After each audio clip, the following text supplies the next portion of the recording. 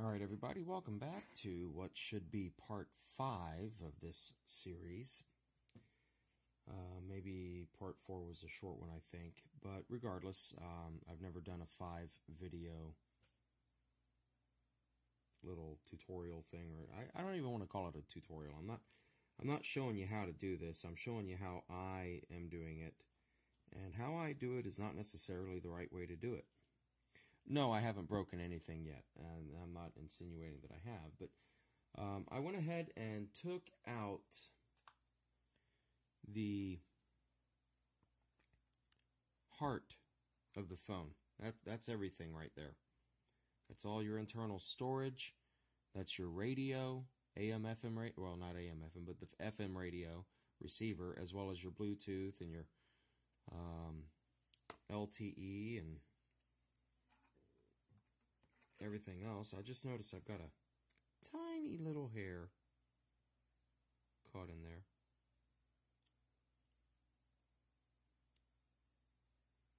Little things like that bug me. It doesn't matter how clean your house is, you're still going to have dust and hair and whatnot floating around.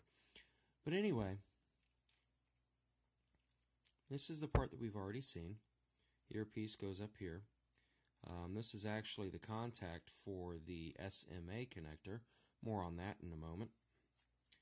And here's the back side. Now, there's a few screws holding it in to the frame, right? And I took it apart so I could get a better access to that. And I also had a reason to take it apart regarding my SMA connector.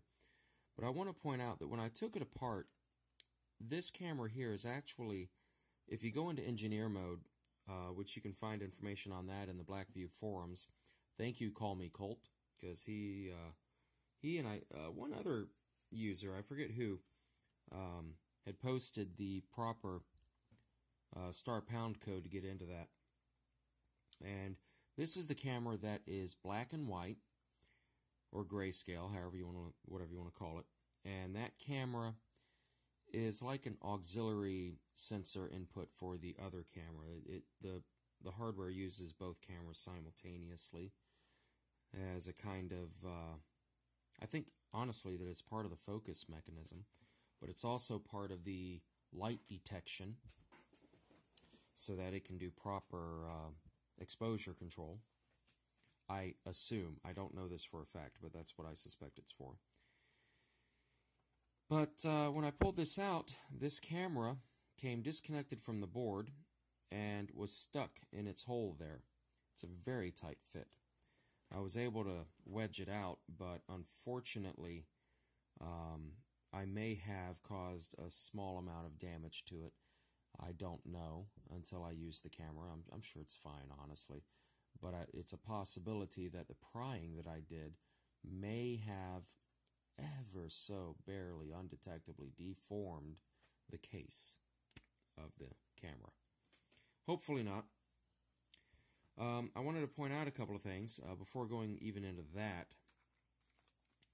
As far as the speaker goes, when I peeled the adhesive guard off of the new speaker, I noticed it was a very small surface area that it covered. And looking at, oh, you know what? I forgot to transpose that little piece of foam. Crap. Oh well. I'm not taking it apart for that. I mean, I could, but it's not worth the effort. Anyway, when I pulled the old speaker out and I put the new speaker in, it never seated.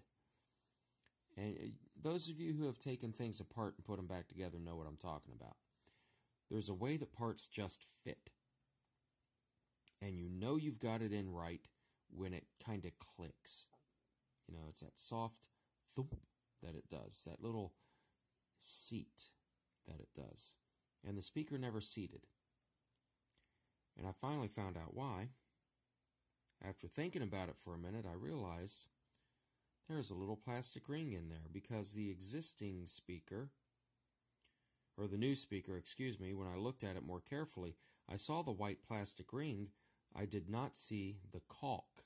I thought I was looking at caulk, but I was not. I was looking at a white plastic ring. And once I saw that, and once I recognized that, it clicked. I reached in there and I poked around with my little, this is a scribe, by the way. I said it was just a needle shoved into a wooden dowel that was sharpened like a pencil. But it is a scribe. And I just poked around with my scribe and I was able to pull this little plastic ring out. Also, after putting the new speaker in and pulling the old speaker completely out and looking at it, from this angle over here on the top side there, the diaphragm was pushed out. And that's why the sound was odd. I was hoping I could just kind of finagle it back in and push it in. Alas, I was not able to. I wound up damaging it even further. That was a bad speaker anyway, no big deal. I'm not worried about it at all. I now have a tiny little fridge magnet. Okay, so that's something to keep note of. If you have to replace your speaker, there is a little white plastic ring around it that will prevent the new speaker from seating if you don't remove it. Alright, moving forward, the SMA connector, where's my phone? There we are. It has that little pin on the inside, not that, there we go, and if I can get the phone to focus, come on, focus, focus, focus, focus. No, it's not going to do it. And I'm sorry about the white balance, I've got too many different shades of anything here. It's not going to focus, is it? Anyway, that center pin, somehow or another, I haven't figured out how yet, something pushed it in. And I don't know what, because this connector will not thread if it's not centered. And in the middle of it is a hole. So I am completely at a loss. I've compared, connectors that I have on two different antennas. By the way, this is a Nagoya. Don't buy it. It's not worth it. It's a dual band antenna, but you don't need dual band for a single band phone, and its performance isn't even as good as the stock ducky antenna. But regardless, I've compared these two antennas. I've compared the I've got it right here, the SMA to B&C adapter that I purchased on Amazon so that I could attach external antennas more quickly. It's made the same way.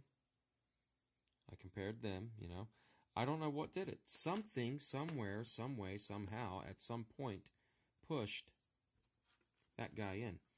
And I'm a little disconcerted by that.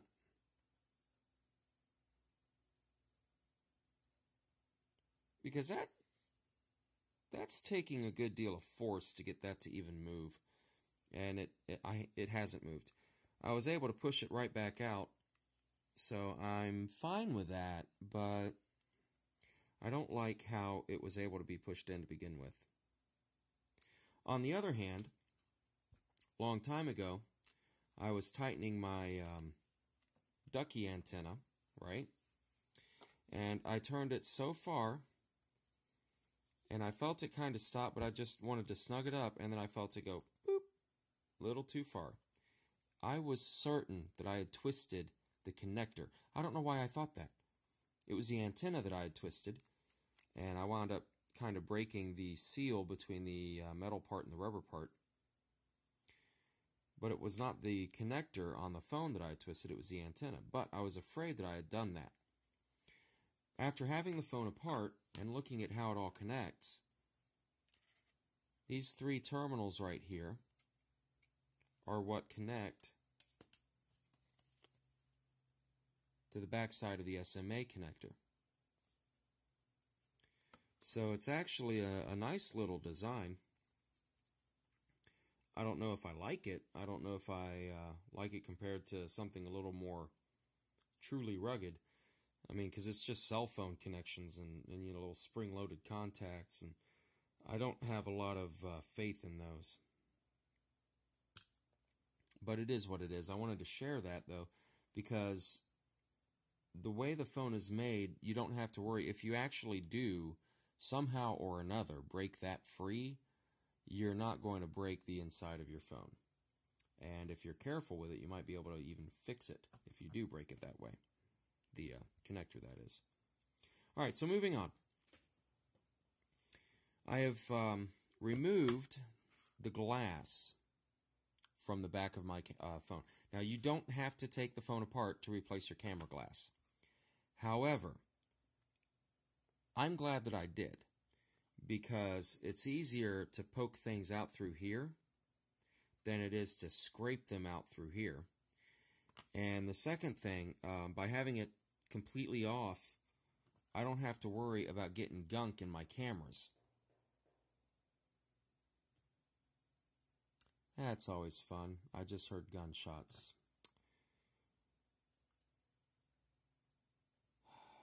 It's going to be about a twice weekly occurrence around my neighborhood. Anyway,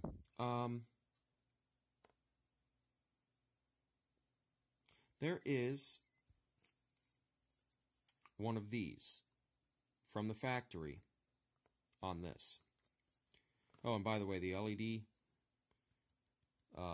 LED lens does not remove. It does not come out. Do not try. But from the factory is one of these. You notice that one hole is larger than the other. The large hole goes on the left. Now, with this on here from the factory, after you peel off the glass, and by the way, if you can just get one side out and then start peeling off the original backing, when you peel the whole backing off, the glass comes off with it, the shattered bits of glass. So as long as you do it over a trash can, you'll probably be fine. But it'll be a lot easier to remove the glass if you remove it with the backing foam. Now, the problem is that you're going to have to scrape off all of the old backing foam before you can put the new backing foam on. You have to scrape it all off, and I'm going to go ahead and use some isopropyl alcohol on that, clean it off, get all of my finger oils, because if you look at really, where is it? Yeah, just look at this black part here. You can see all of the oils. This is just from my fingertips, okay? I mean, it's not like I've been out running a marathon and my hands are all, and I haven't been working on a car or anything. No, that's just your natural oils, and they'll get all over everything. So that kind of stuff is what makes stuff like this not adhere, and that kind of stuff is also what makes waterproofing not work when you start putting something like this back together. So you got to be careful with your body oils. I mean, I really should be wearing some kind of gloves for this, but I really don't care. I don't plan on putting this underwater. I may still, I don't know, but I'm going to scrape all of this off using a pocket knife or a razor or something, being careful not to hit the LED lens because this is actually protruding a little bit. And then after I get it all cleaned up, I'm going to rub it down with some alcohol and peel off one of these. And I think what I'll do, and this makes sense that this is how you should do it, I'm just going to peel one of these off and put it on like so. Press it down, let it set for about 5 minutes. And then I'll peel off the top,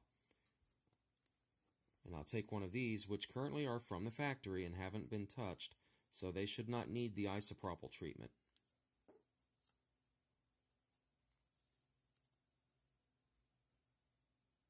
Although this one does look like it's got a little bit of a fingerprint on it. Maybe I'll isopropyl these too. I haven't decided. I don't know. I think it's nice of them, though, that they give you like a spare. I mean, who does that? That's good. That's nice. I like that. But after letting that set on there, I'll peel off the second layer and apply one of those. Now, as far as these go,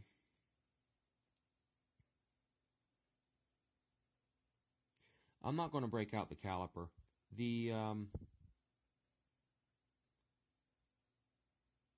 side holes look like they're the same. The machining around them looks like it's the same on both, and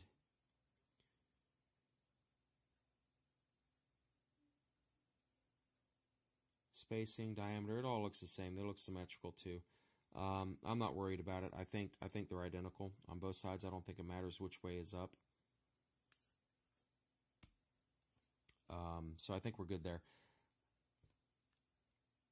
I'm going to go ahead and pause the video, and I'm going to go scrape this off, and yeah, you can tell it's getting late. I can't think straight enough to talk. So let me pause the video, and we'll get back to it.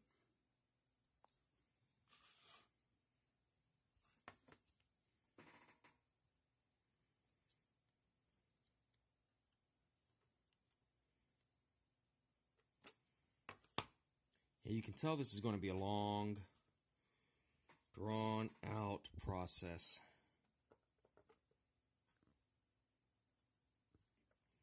I wish I could pop that LED lens out of the way, but the way it's in here, it's caulked in so that it's sealed. And you know, I thought, oh, you know what that is? That's a microphone. I've seen the holes there, and I assumed they were microphones. It looks like they really are. And they're potted in as well. And it feels like caulk. I think it may actually just be regular household kitchen and shower tub and bath caulk.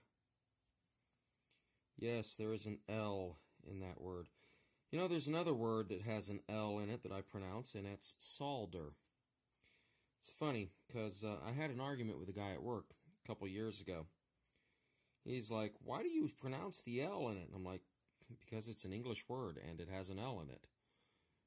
He's like, well, you're not supposed to pronounce the L. I'm like, well, then why the hell is it there? He's like, no, it's just solder. I'm like, who pronounces it solder?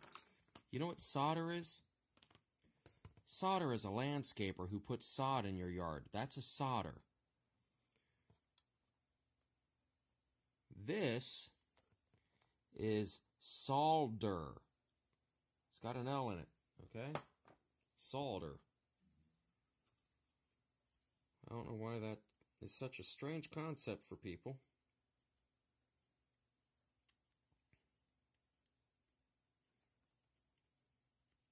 There are letters that are supposed to be silent in a word.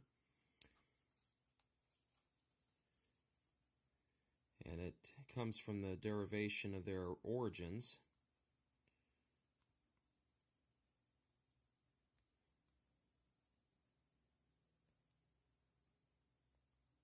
But me personally, I do not believe that the L in solder is one of them.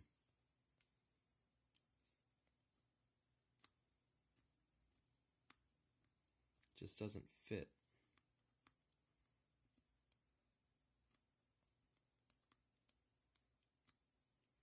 All of the words that I know that have a letter that doesn't get pronounced usually have some kind of an indicator, or there's something about the history of the word, the etymology, that you can kind of figure out. But I know you guys don't care about that. So look, you see how long this is taking me to do. So, stand by. Alright.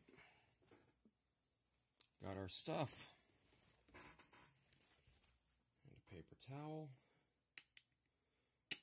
And a mascot cat nearby.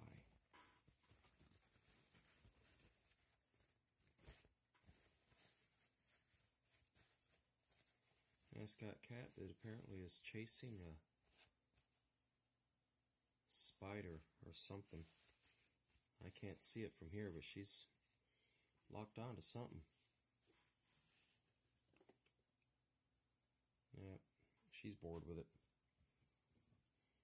Okay, so I'm just getting this rather moist. And I'll set it over here away from the hot lamp. And honestly, I'm not sure what to expect here, because I don't even know if that stuff is alcohol soluble. It should be.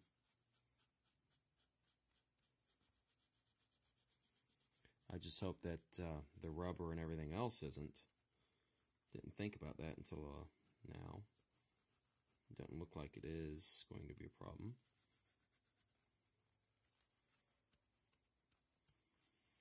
And I'm going to assume that if we have a tiny little dab of it, tiny little dab of the foam or whatever, that it's going to not be too much of a problem. However, I would hate to get something on there and then that tiny little dab of foam cause the other piece of foam not to compress properly, and then wind up with a bump or something that pushes up against the plastic, or the, not the plastic, the lens, the glass. Which really, I don't feel comfortable calling it a lens, because it's more of a cover than a lens. It doesn't really have any lensing effect.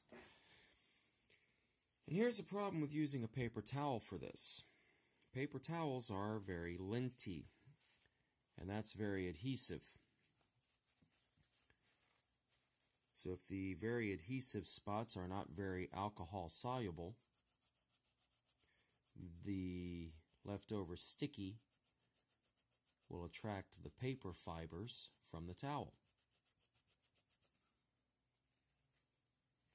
It doesn't care that the paper fibers on the towel are saturated with alcohol.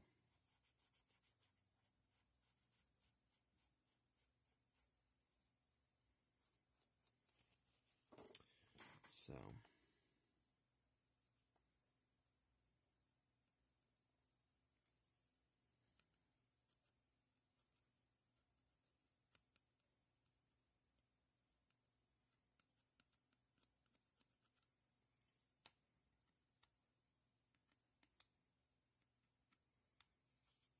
now, removing it with the knife, I actually pushed with a little bit of effort on the plastic here, and it did not seem to be a problem. So I think it's okay to do that. Like I said, I didn't have any issue with it. And I don't even see any scratch marks, although I'm sure there are some that I can't see. But it's almost like the adhesive protected the plastic. The plastic, yeah. I almost said paper. Actually, I almost said power because I was thinking paper and towel at the same time. And lately that's been causing me to say combination words. And